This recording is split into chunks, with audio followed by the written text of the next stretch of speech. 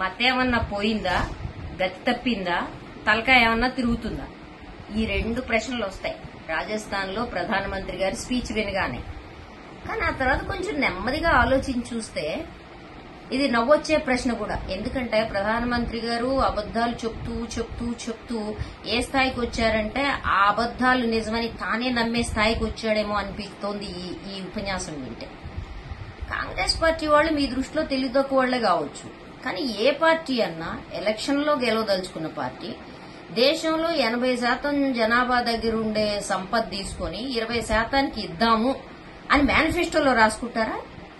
ఇప్పుడు మీరున్నారు, మీరు అదానీలు, అంబానీలు, కార్పొరేట్లు, గుజరాత్ ల్యాబీకి మొత్తం దేశాన్ని కట్టబెడదామని అనుకున్నారు, చేస్తున్నారు. కానీ మీరు మేనిఫెస్టోలో రాసుకోలేదుగా. అంటే మీకంటే తెలివి తక్కువ వాళ్ళు వీళ్ళని మీరు అనుకుంటున్నారా? మీరు చాలా తెలివి పరులని మీరు అనుకుంటున్నారా? అనుకుంటూ ఉండొచ్చు.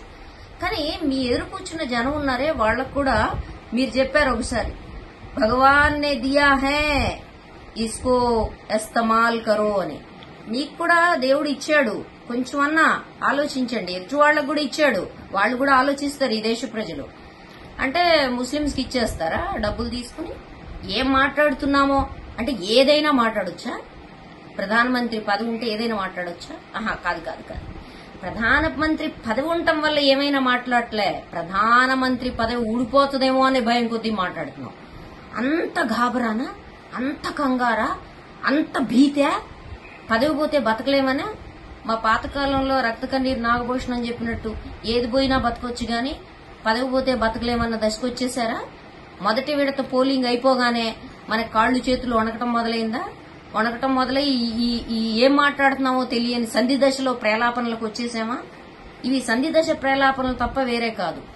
ఒకవేళ ఎవరైనా ఇవ్వదలుచుకున్నారు అనుకోండి, అనుకుందాం పోని, అది మేనిఫెస్టోలో ఇదిగో నీ దగ్గర నేను మొత్తం గుంజేసుకుని వాడిని ఎత్తికి పోసేస్తాను. ఒక ప్రయోజనం ఉండాలిగా పోయటానికి కూడా.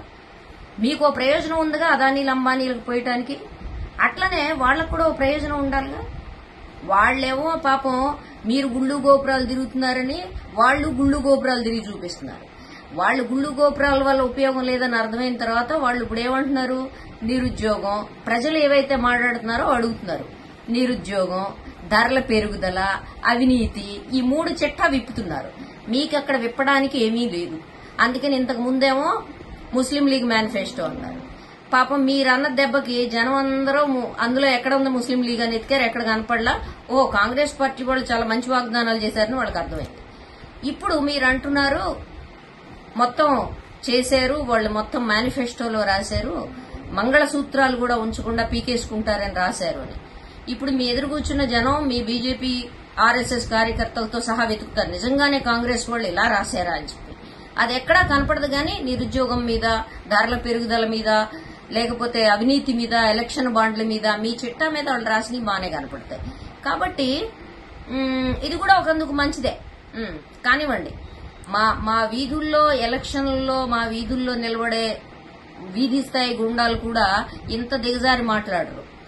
మీరు ప్రధానమంత్రి అనే విషయం మర్చిపోయినట్టున్నారు. అది మర్చిపోవడానికి ఇంకో 2 నెలలు టైం ఉంది. ఎటు మర్చిపోతారు? మీరు మిమ్మల్ని ప్రధానమంత్రి అనే పోస్ట్ మీరు చేశారని కూడా జనం మర్చిపోయే దశ తీసుకొస్తారు. అది వేరే సంగతి. కానీ ఇంకా మీరు ఆ పోస్ట్ లో ఉన్నారు స్వామి.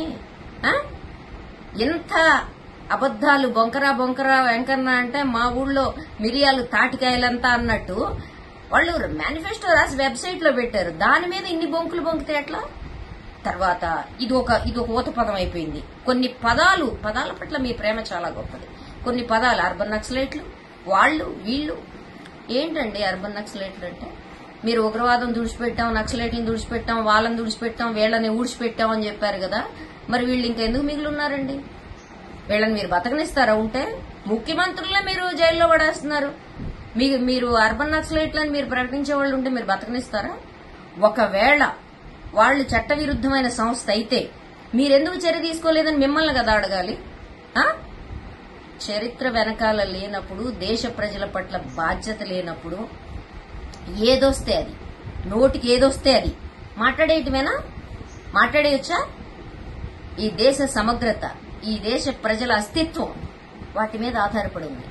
జనం ఒకళ్ళొకళ్ళు కుత్తుకలు కోసుకుంటుంటే చూసి ఆనందిద్దాం అనుకుంటున్నారా? 2002లో లాగా జనం అంత పిచ్చోళ్లు కాదు. మీరు చూడండి, కేవలం 8% మంది ప్రజలే మీ మూఢభక్తులు, అంధభక్తులు ఎవరైతే ఉన్నారో వాళ్ళు మాత్రమే మీకు ఇంకా జై శ్రీరామ్ అంటున్నారు మీ వెనకాల. మిగిలిన వాళ్ళు జై నిరుద్యోగం, జై ధరల పెరుగుదల, జై మోడీ, జై అవినీతి అంటున్నారు. కాబట్టి తొందరపడి మాట్లాడకండి. ఇప్పటికన్నా ఈ మతి తప్పిన వ్యవహారాలు, గతి తప్పిన మాటలు మానేసి ఒక ప్రధానమంత్రి హుందాతనాన్ని, ఒక ఎలక్షన్ క్యాంపెయిన్ కి సంబంధించిన హుందాతనాన్ని కాపాడండి. ఆ ఎలక్షన్ కమిషన్ కి కళ్ళు చెవులు ఏమన్నా ఉంటే వాళ్ళు మీ మీద ఈ స్పీచ్ కి చర్య తీసుకోవాలి.